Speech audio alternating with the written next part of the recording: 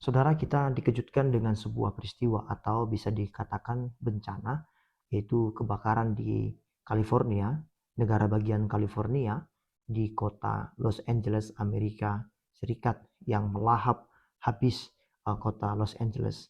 Banyak orang yang mengalami kehilangan, banyak orang yang kehilangan rumah, banyak orang kehilangan harta benda, dan sebagainya. Nah, peristiwa ini menjadi perdebatan bagi banyak orang. Ada banyak pendapat, ada banyak argumentasi yang dimunculkan berkaitan dengan hal ini. Ada yang mengatakan bahwa Tuhan sedang menghukum orang-orang yang ada di Los Angeles, karena kita tahu beberapa hari sebelum peristiwa ini terjadi ada sebuah acara yang disebut dengan Golden Globes Award, ya, di mana para artis di Los Angeles atau yang dikenal dengan artis-artis Hollywood berkumpul di sebuah acara dan mereka mengadakan sebuah vote. Who got shouted out the most? Let's look at the numbers. All right, cast and crew are leading the way with 11 mentions. Moms are holding strong with 3 shout-outs. God, creator of the universe, 0 mentions. And Mario Lopez, host of Access Hollywood, 1. All right. No surprise in this godless town. No surprise in this godless town. No surprise in this godless town. Dan dari vote itu mereka tidak memilih Tuhan, ya, tidak memilih Tuhan, tapi hostnya juga berkata bahwa hal itu tidak mengherankan karena Los Angeles dikatakan oleh hostnya sebagai kota tanpa Tuhan, dan itu menjadi tertawaan, bahan guyonan bagi artis-artis yang ada dalam acara Golden Globes Award tersebut. Nah, lalu orang mengatakan itu hukuman Tuhan karena artis-artis itu menghina Tuhan, mempermainkan Tuhan, dan banyak orang yang menggunakan ayat Alkitab, Galatia 6 ayat 7, yang mengatakan jangan mempermainkan Tuhan dan sebagainya dan sebagainya. Lalu ada yang mengatakan dari orang lain, orang yang tidak percaya atau orang di luar Kristen mengatakan bahwa ya itu adalah azabnya Allah gitu ya. Itu adalah hukuman dari Allah bagi orang-orang kafir, karena memang kita tahu bahwa orang-orang di luar Kristen mengatakan orang Kristen adalah orang yang kafir. Sementara di sisi lain ada orang-orang Kristen yang bertanya, di mana Tuhan? Kok Tuhan izinkan terjadi musibah, terjadi penderitaan atau bencana kepada umat-umatnya? Bukankah di Los Angeles itu ada orang percaya? Bukankah di Los Angeles ada orang-orang yang mengasihi Tuhan? Bukankah di sana ada orang-orang yang benar-benar melayani Tuhan dan benar-benar sungguh mengutamakan Tuhan, bersandar kepada Tuhan dalam hidup mereka? Di mana Tuhan? Kenapa Tuhan mengizinkan itu semua? Di sisi lain orang juga ada yang mengatakan bahwa kejadian di Los Angeles itu bukan campur tangan Tuhan. Tuhan tidak intervensi di dalamnya. Nah, hal ini menjadi menarik untuk kita bahas. Saudara, bagaimana kita sebagai orang percaya untuk menyikapi hal tersebut dan apa yang dapat kita renungkan dari bagian tersebut? Saya akan membahas hal ini dari perspektif Alkitab. Nah, saudara, yang pertama kita harus pahami bahwa Tuhan tidak pernah mengatakan hidup kita akan sempurna. Tuhan tidak pernah mengatakan bahwa hidup kita tanpa penderitaan atau tanpa masalah ketika kita ikut Dia. Bahkan Tuhan sendiri menekankan bahwa kalau ikut Tuhan kita harus sangkal diri, kita harus pikul salib, dan kita akan mengalami banyak penderitaan. Bahkan Tuhan juga mengatakan bahwa hidup sebagai orang anak Tuhan ini bukanlah hidup yang mudah untuk dijalani, karena ada harga yang harus kita bayar. Maka ketika terjadi bencana, penderitaan, musibah, ya seperti yang terjadi di Los Angeles, di negara bagian California tersebut, yang harus kita yakini bahwa tidak ada satu hal pun yang terjadi di luar kontrol atau di luar kehendak Tuhan. Semuanya itu ada dalam ketetapan Tuhan, Allah, Tuhan yang berdaulat, Tuhan pencipta alam semesta, Dia pemilik segala sesuatunya. Dia pemilik dunia ini dan Dia adalah sumber dari segala sesuatunya. Maka apa yang terjadi di dunia ini, termasuk penderitaan sekalipun, itu tidak ada yang di luar dari ketetapan Tuhan atau kehendak Tuhan. Nah, peristiwa yang terjadi di California itu adalah atas izin Tuhan. Ya, karena nggak ada satupun peristiwa yang ada di dunia ini yang saya kata-kata di luar kontrol Tuhan. Nah, tetapi pasti ada tujuan Tuhan kan? Ya kan? Mungkin bagi orang-orang di Los Angeles yang belum bertobat itu merupakan panggilan, teguran dari Tuhan untuk mereka bisa berbalik kepada Tuhan, bertobat kepada Tuhan. Mungkin mereka selama ini merasa aku hebat, aku punya popularitas yang tinggi, aku punya harta yang melimpah, aku punya segala-galanya, ya kan? Sebagai orang-orang hebat di Los Angeles, artis-artis yang hebat papan atas di Los Angeles, mungkin merasa nggak perlu Tuhan lagi. Nah, bagi orang-orang yang berpikir begitu, peristiwa ini bisa dikatakan menjadi sebuah teguran bagi mereka.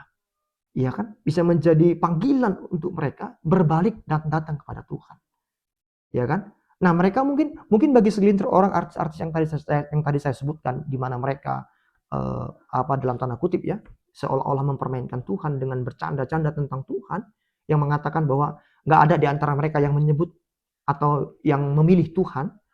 Tetapi sekarang mungkin setelah peristiwa itu, mungkin mereka yang semula tidak menyebutkan nama Tuhan di vote itu, mungkin mereka mulai berseru dan memanggil-manggil nama Tuhan. Saudara-saudara, ini merupakan panggilan untuk kita melihat kembali bahwa hidup kita ini sementara. Ya, kita boleh punya kekayaan, kita punya popularitas, kita boleh punya kesuksesan, kita boleh punya segala-galanya. Tapi Alkitab berkata begini, untuk apa kita punya semuanya itu? Tapi kalau kita kehilangan nyawa kita. Nah, yang harus kita renungkan adalah hidup kita ini sementara, hidup kita ini singkat. Ingat, Tuhan tanpa manusia dia tetap Tuhan. Tetapi manusia tanpa Tuhan dia bukan apa-apa. Saya ulangi, Tuhan tanpa manusia dia tetap Tuhan. Tetapi manusia tanpa Tuhan dia bukan apa-apa. Dia hanya debu, dia hanya uap, dia hanya bunga rumput yang sebentar aja ada, megah, mekar. Tapi akan lenyap seketika.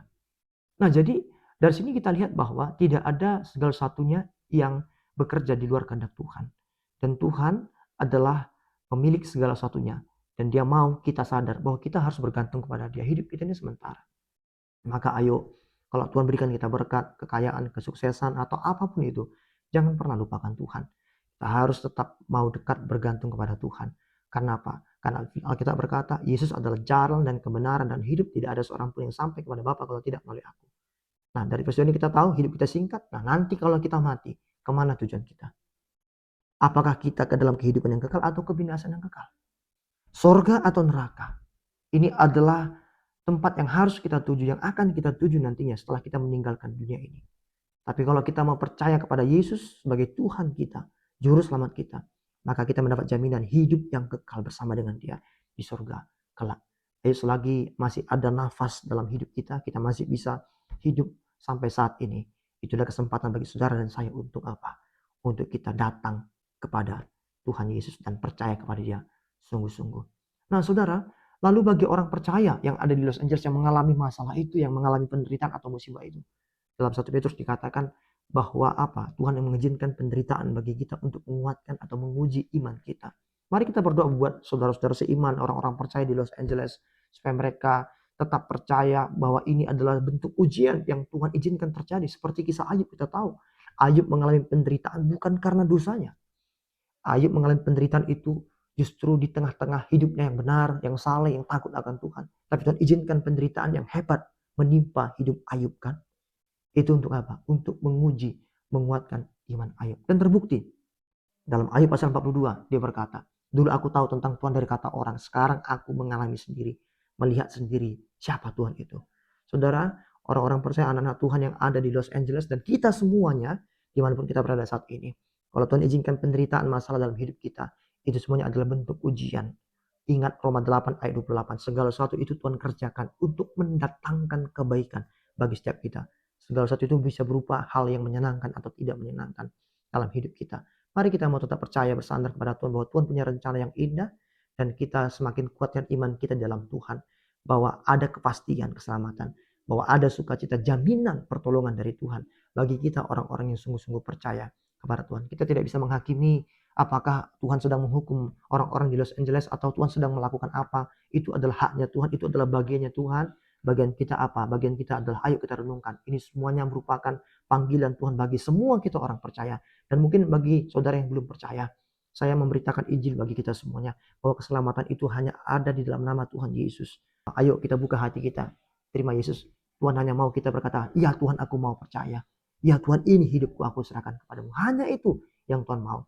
Maka kita akan lihat bagaimana Tuhan akan memberkati hidup saudara dan memberikan pertolongan bagi setiap kita. Kita berdoa buat saudara-saudara kita yang ada di Los Angeles, dan kita tetap kuatkan iman kita untuk bertahan terus di dalam iman kita kepada Tuhan Yesus. Tuhan memberkati kita semuanya. Shalom.